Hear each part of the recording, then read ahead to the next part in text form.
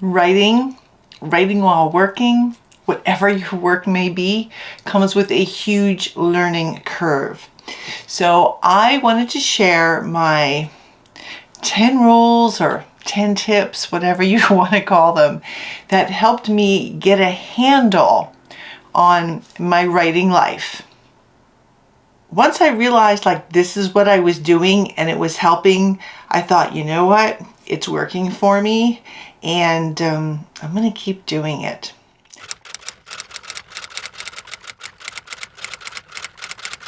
Hi, I'm Autumn Bardell. Welcome back to my channel. If you're new, thanks for joining.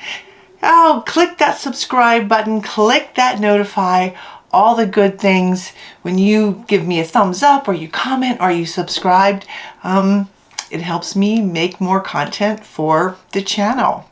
Okay, so let's take a look at the 10 tips or rules that helped me embrace my writing life in a way that made me feel better about everything. Okay, here we go. Number 1, do the scary thing. Now I'm naturally a scaredy cat. In fact, one of the things I say about the women that I write about, I wish I was 1/10 as brave as the women I write about. So yeah, doing the scary thing doesn't come naturally. So what could the scary thing be? It could be sending your first query or any query to an agent. It can be reading a passage aloud from your book at a writer's meeting or Facebook Live. It may be sending your manuscript to a developmental editor. I remember that being very scary. It can be getting advice from a writing pro. Also very scary. It can be agreeing to do an interview or a guest post or a blog. It could be putting your face out on TikTok or Instagram, or it can just be self-publishing. Whatever it is, do the scary thing. Writing and authoring, as I said in the beginning, it's a huge learning process.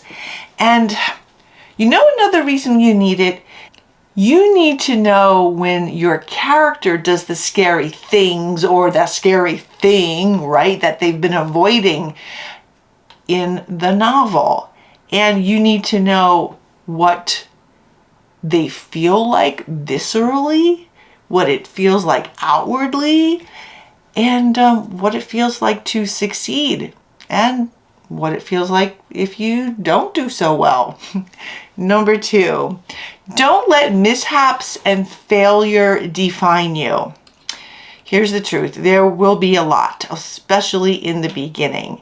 And I discuss a lot of that in some of my video episodes, so I will put the links to those in the description box below. Sometimes I think writing is like riding a bike, and you're gonna fall and you're gonna get bunged up and have scraped knees and scraped elbows, and you're gonna be wobbly. But that's okay, because you need the wobbles, the missteps, the falling down, the bunged knees to become a better bike rider. Thus the same with writing. I use thus. I shouldn't have probably used the word thus anyway. Don't let those missteps, those writing struggles and mistakes make you give up your dream or stop you from becoming a better writer. Get back on the writing bike again and keep on pedaling. Number 3, do it for love, not for money. Whenever I hear writers say, what genre makes the most money? Because that's the genre I'm going to write. I kind of go, oh, I kind of cringe a little bit. For most of us, writing is a side gig. And since I already have one job that doesn't really fill my creative soul, why do I want another? Honestly. And they say, whoever they is, that if you do something you love, the money will come. I think that's great. I think it's also a little Pollyannish. I don't know if you agree, whether you disagree, let me know in the description box. I don't agree with this. I write because I love to write. I love to write because the story must get out. The story must get out, and I feel like I want to write. That I make some money at it, is pretty great. I don't go into a genre or to a new book or manuscript thinking I'm gonna make a living and I'm gonna make a gajillion dollars, and that would be nice and everything, but the reality is it just ain't so for the majority of us. I even know a few big time authors who are still working the day job, and if they don't work a day job, then they will live very modestly. You're not getting a gajillion dollars. Very, very few do. So do it for the love, and then you'll always be happy.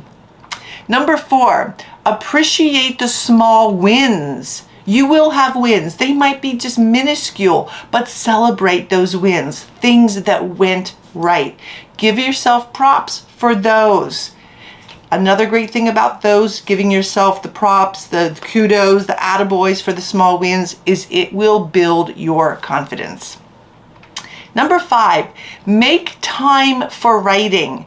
Even better, if you can, and I know it's not always possible, align that writing time with your best creative time. That way you are maximizing the time.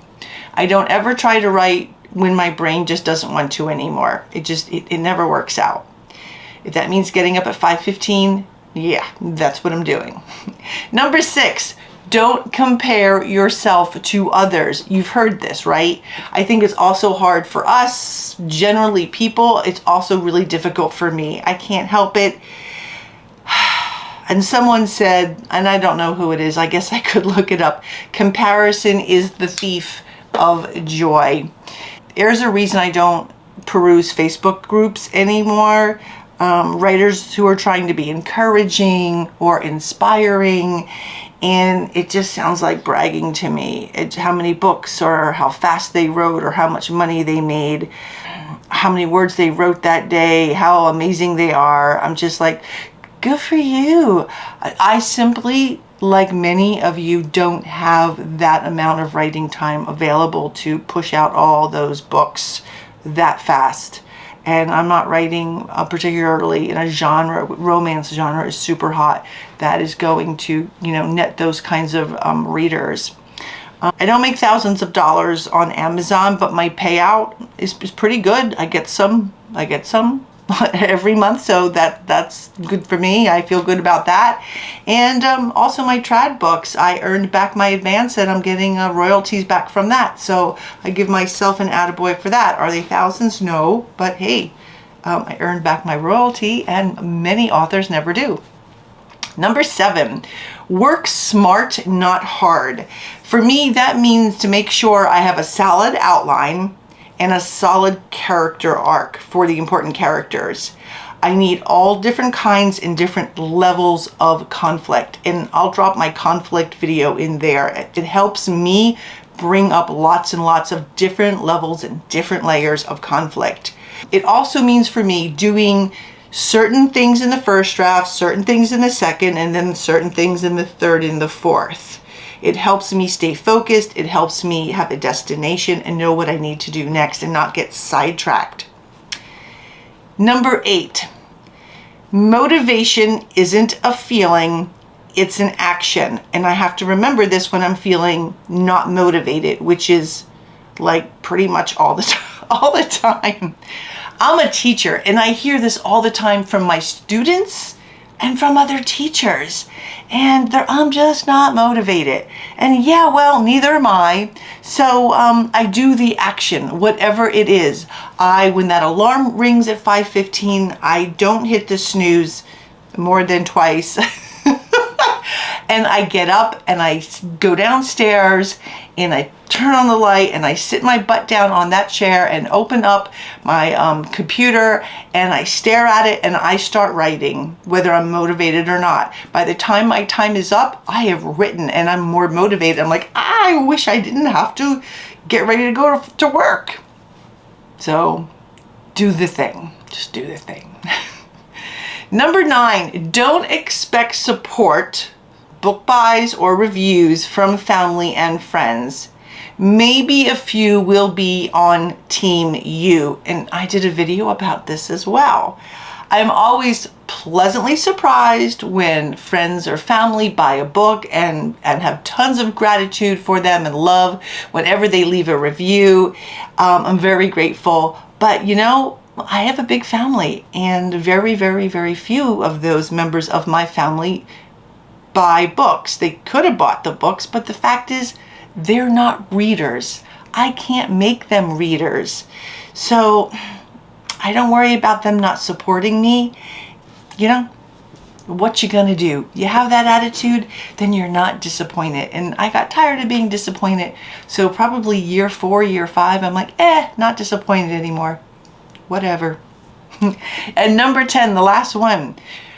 And this might cause some of you some issues. It might be, but it has helped me. And this is like my tips for helping me live my best writing life. And is I don't read reviews. I'll qualify that. The only reviews I read are those that came in from like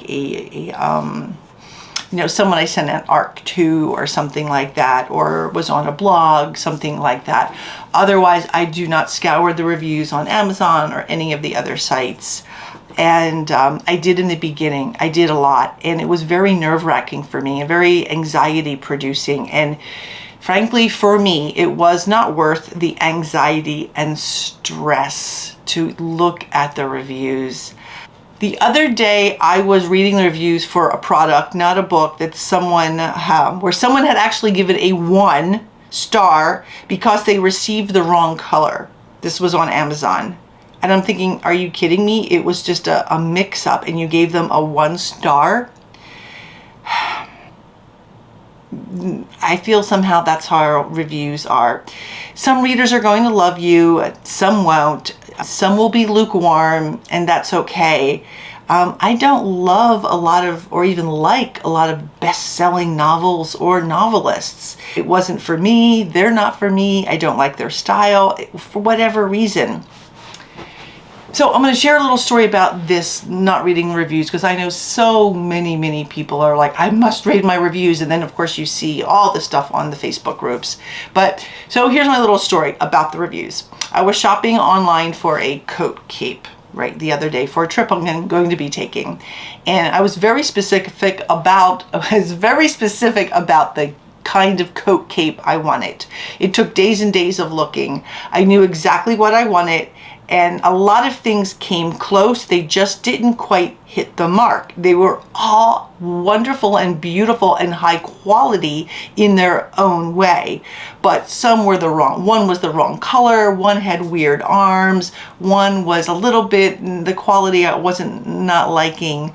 One didn't have any buttons. One had a zipper. I didn't want a zipper. I wanted buttons.